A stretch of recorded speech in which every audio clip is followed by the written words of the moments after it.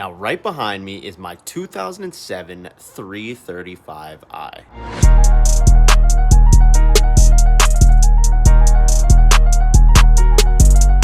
What's going on, everyone, and welcome back to another video. Now, if you watched last video, you would have seen we just installed these brand new F80 M3 wheels on my E92 335. These things turned out freaking insane, dude. These look so good. Now, for anyone who's new to the channel, we picked up this 335 about 6 months ago for $10,000. We've been building it on the channel along with my other 6 cars, including my Mustang that's parked up top right now. Now, I've owned about 3 or 4 335i's throughout my lifetime.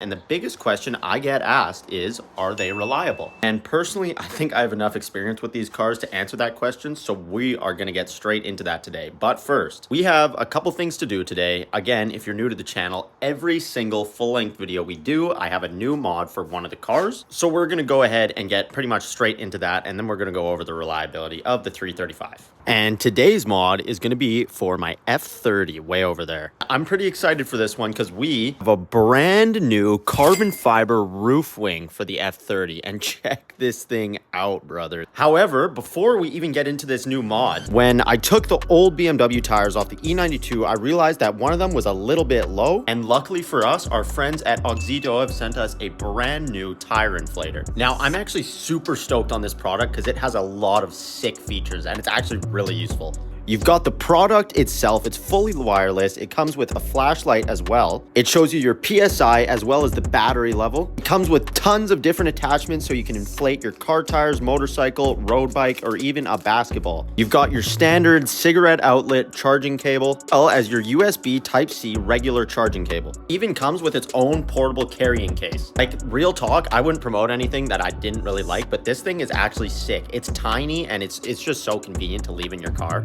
My Mustang way up the road comes with one from factory, and it's like the size of a freaking car battery, dude. Like, it's huge. Now let's go ahead and plug in our air hose so we can fill up this tire. It's super easy. Just put it in the hole and then twist it to tighten it. We don't need too much air, so we're gonna make this quick. I just need a couple PSI, but either way, this is so much more convenient than hooking up my big old air compressor in the shed there. Super cool about this unit here is it shows you what your PSI is at, and you can set your desired PSI and then just let it do its thing. And just like that, my tire is exactly where I want it to be. Now, this thing's already only like $70, and with the link I'm gonna leave in the description, you can save yourself 15%. I highly recommend this product. Super convenient, super useful. Go get yours today.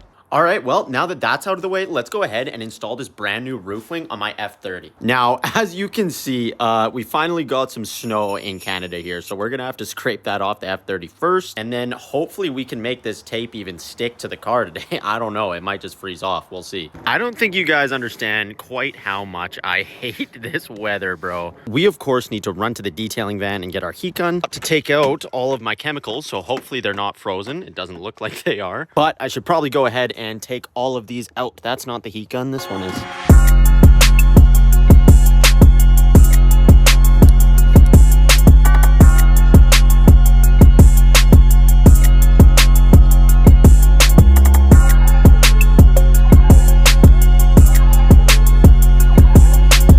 All right, boys, well, just like that, we've got it on, and this thing looks so good, bro. This was such a good mod. It really goes together well with our Keys Motorsports carbon fiber wing, and now the back end just looks so much more aggressive. Now, hopefully this thing stays on there. It's pretty cold for double-sided tape mods, but yeah, I'm super happy with how this turned out.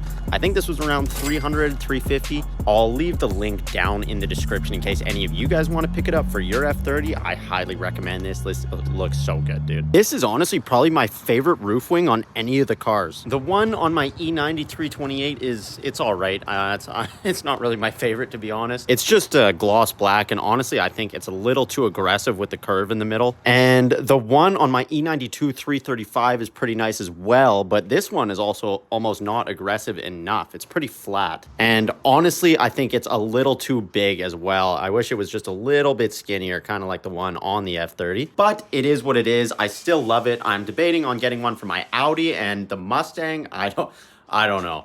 Honestly, I did see a pretty nice one on TikTok a while ago, but it's the only time I've ever liked a roof wing on a Mustang, so I'm not sure about it yet. But let's go ahead and answer the million-dollar question of, is the E92 335i reliable? Now, of course, this car comes with a 3-liter twin-turbo inline-6 engine. Mine is pushing around 450 horsepower with all the bolt-on mods that I've done. We've got our upgraded air intakes, catless downpipe, we've got a new charge pipe, a new oil cooler, a new 7.5-inch intercooler, a full catback exhaust, and to be completely honest, this is probably the healthiest 335i I've ever owned. Now, like I mentioned earlier, I've had 3 or 4 of these cars and they've been all right as well, but most of them had some boost leaks, stuff like that.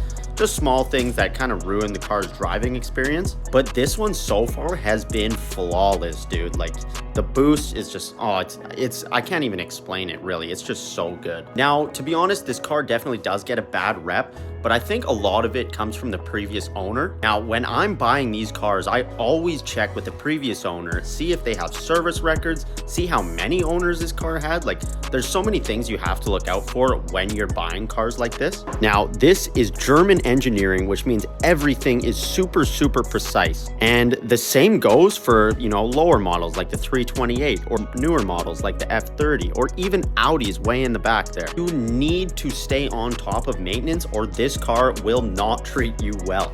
And that's not because it's a bad car. That's just, you know, how the German engineering is. Like my Mustang, I can beat on that thing. I could, you know, go 15,000 kilometers without an oil change and it'll probably still be fine. It's a Coyote. It's like, it's a super, super reliable engine. And that's not to say that these aren't. That's just saying that you need a little bit more care when you own a car like this. I mean, twin turbo in itself, there's so many different components that are extra on top of a naturally aspirated engine that just, you know, it really requires a lot more attention and care, especially when you're pushing more power. It's really easy to blow a turbo. It's, you know, incredibly easy to have a million different boost leaks in places that you didn't even know exist. You know what I'm saying? So yeah, you really got to watch out for this stuff. Now, of course, these cars do have actual faults from factory. The most common one I'm sure you heard of is the rod bearings.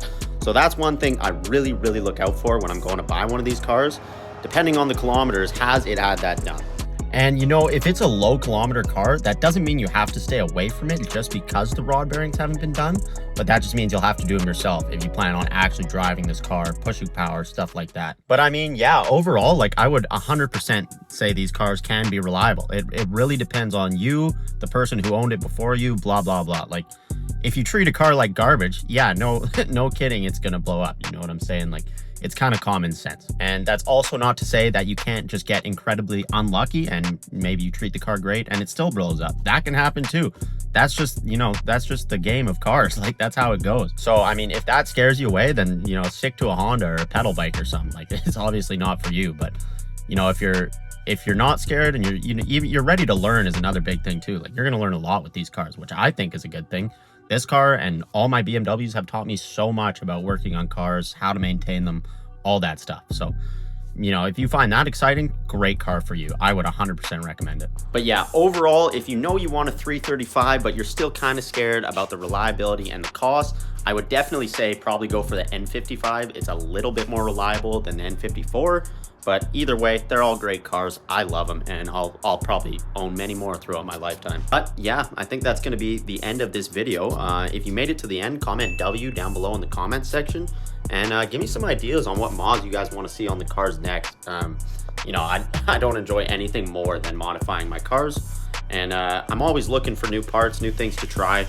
Give me some performance ideas too, because I know a couple people have been commenting that they want to see some performance parts and mods like that, and I'd love to. My 335i, unless we go big turbo, it's kind of already, you know, as high as it can be. But if you have some cool ideas for the 328 or the F30 or the Audi or even the Mustang, like, please let me know.